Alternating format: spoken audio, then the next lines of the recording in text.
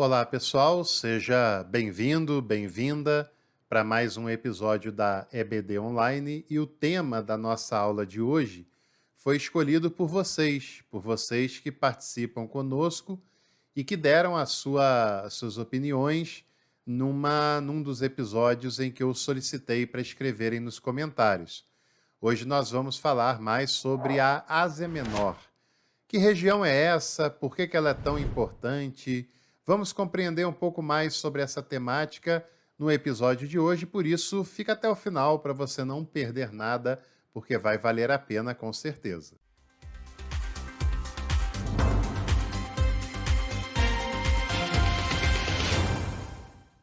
Eu também aproveito para convidar você a ser membro do canal. Clica ali em Seja Membro, dá uma olhadinha nos planos que nós temos, os benefícios, e você vai ver que são benefícios muito legais por um valor bem em conta que vai interessar muito a você. Participe com a gente, seja membro do canal Café com Teologia. Bom, você já deve ter ouvido falar sobre Ásia Menor, né? É um tema frequentemente ligado ao Novo Testamento, principalmente ao livro de Atos dos Apóstolos. Esse livro cita várias cidades e regiões da Ásia Menor, né? Popularmente, você sabe que a Ásia Menor corresponde basicamente à atual Turquia. Cerca de 2/3 do atual território turco era o correspondente da região da Ásia Menor no passado, lá na época do Império Romano, na época em que o Novo Testamento ele foi escrito. Ásia Menor é um nome popular, né? É a entrada do continente asiático e é uma região, como se fosse uma miniatura da Ásia. É a primeira região, logo na entrada da Ásia, vindo pela Europa, claro, está na divisa dos continentes, tanto é que a Turquia é um país bicontinental, né? Ela tem territórios tanto na Europa quanto a maior parte na Ásia, e ela é chamada de Ásia Menor justamente porque ela é uma parte pequena da Ásia, do continente asiático, e está logo na entrada de quem vem da Europa e até mesmo do norte da África, né? O nome oficial dessa região era Anatólia, ou Península Anatoliana, que é uma península, se você observar bem no mapa.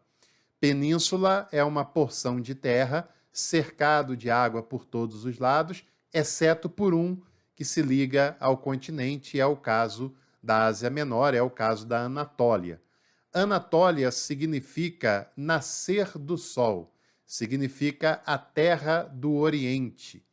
E foi conhecida, como eu falei, desde os primórdios, como a Pequena Ásia. Essa região, além de ser uma península e de praticamente estar na ligação entre a Europa, a Ásia e a África, certamente na divisa entre a Europa e a Ásia, né? Como eu falei da Turquia, a capital, a Turquia tem duas capitais. Uma é em Ankara, que fica na parte asiática do país, e a outra é em Istambul, que fica na parte europeia da Turquia, em Istambul, que foi Constantinopla no passado, que antes disso foi Bizâncio. Então, nós estamos falando mais ou menos dessa região. A região da Anatólia ela é banhada ao norte pelo Mar Negro, que é um espaço de água bem volumoso, já próximo à Rússia. Pela parte do sul, é banhado pelo Mar Mediterrâneo, o mar que banha todo o norte da África, que banha o sul da Europa, e também a oeste é banhado pelo Mar Egeu, que é aquela porção de água que está entre a Grécia e a Turquia, praticamente na divisa dos continentes, e você sabe que historicamente há uma rivalidade entre gregos e turcos, né?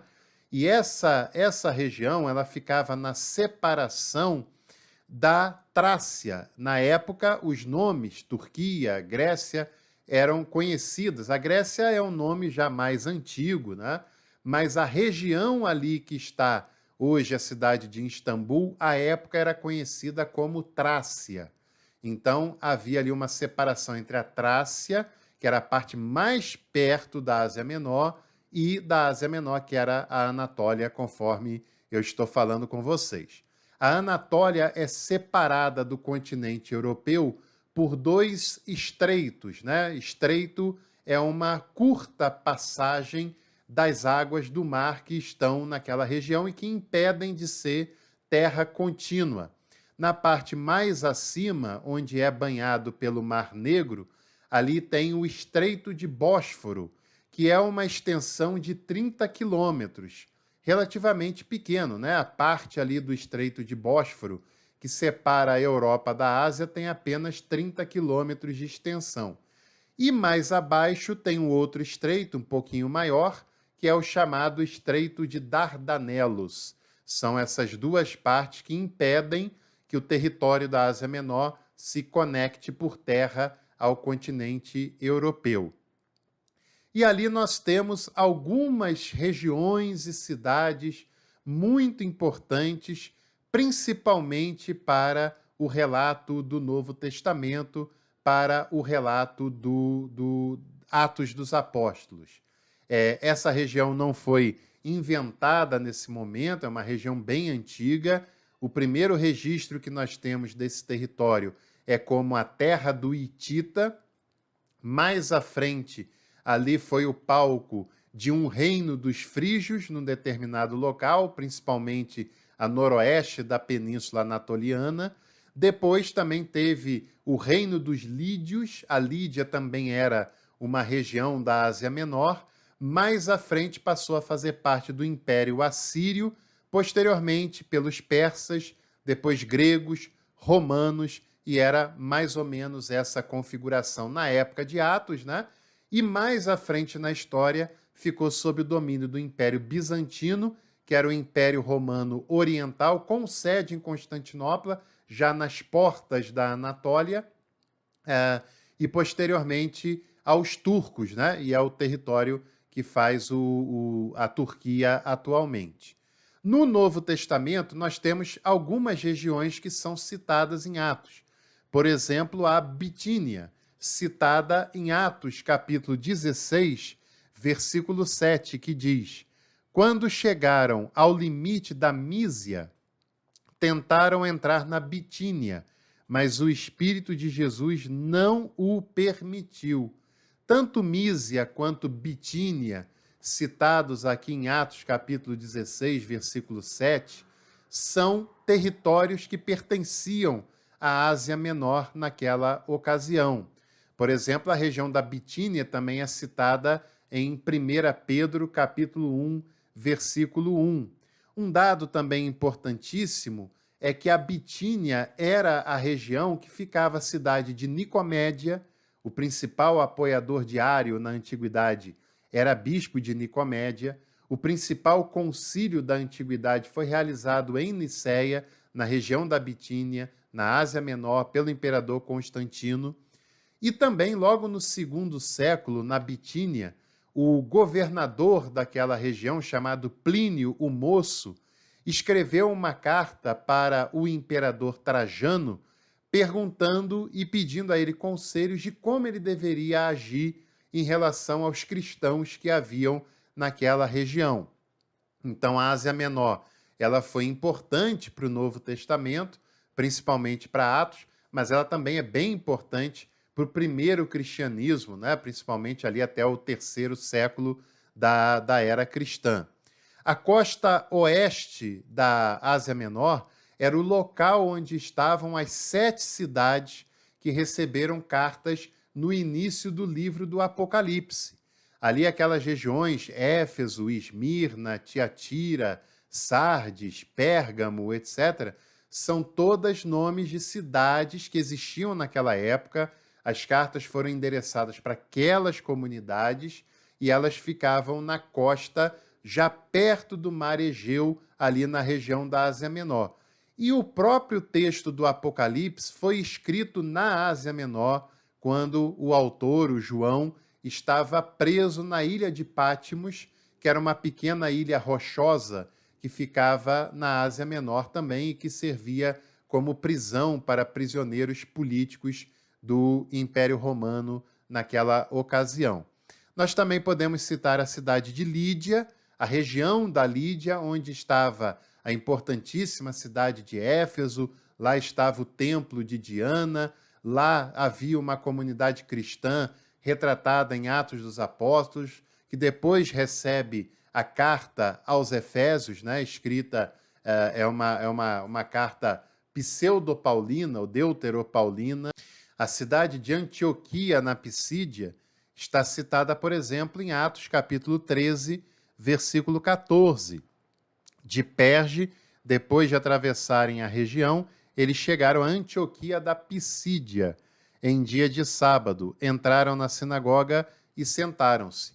Não deve confundir Antioquia da Pisídia com Antioquia da Síria. São duas regiões diferentes, apesar do nome parecido, mas duas cidades com uma certa importância para Atos dos Apóstolos, né?